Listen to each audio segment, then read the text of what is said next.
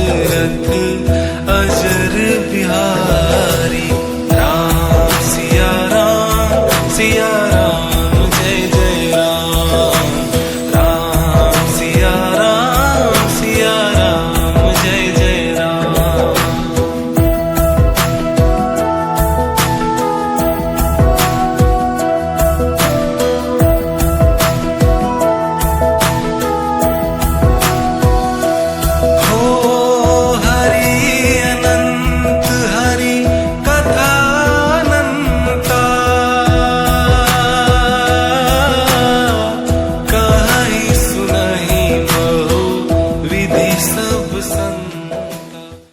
जय श्रीराम, जय जय सीताराम।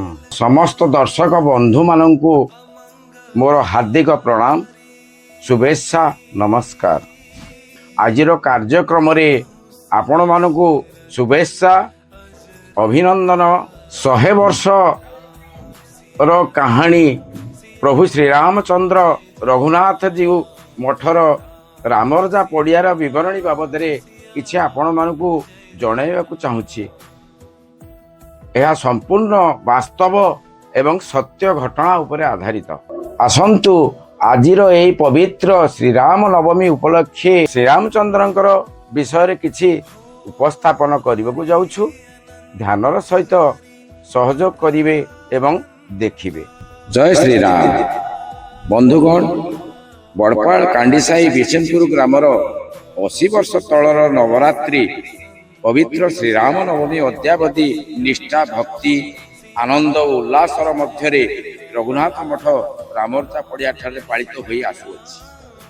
महान सनातन धर्मर प्रभु श्रीरामंकर 7 दिनर महान सांस्कृतिक कार्यक्रम सुचारू रूपे पालन हेबा सहित संध्या आरती, कीर्तन, आनंद बजार, प्रसाद सेवन, ओडिशार पुरातन सांस्कृतिक कला, पाला परिवेषण, भजन संध्या सह मनोरंजन कार्यक्रम नाटक मध्य मंचस्थ होइथा ओ एक अंश विशेष।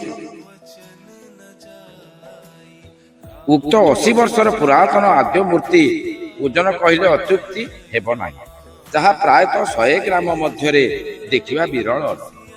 उक्त महान परंपरा सह ग्रामर वार्षिक पर्वपर्वाणी मध्य नाम डाक, भागवत पारायण, गीता जयंती, शिरडी बाबा जयंती मुख्य आकर्षणीय विषय वस्तु अटे। 7 दिन पर प्रभु श्रीराम नवमीर पूर्णाआरती सह मेढ़ विसर्जन, आनंद उल्लास और भक्तिर सह ग्रामर आबाल वृद्ध वनिता भाग नहीं प्रभु को निकटस्थ खरस्रोता नदी रे घंटा, खोल, करताल, शंख, हुलहुली ध्वनि रे प्रभु को विदाय दे पुनश्च 1 वर्षर प्रतीक्षा करिता। यह प्रभु रघुनाथ जीउंकर विचित्र लीला कहिले अत्युक्ति हेब नाही। जय श्रीराम, जय रघुनाथ, जय जगन्नाथ।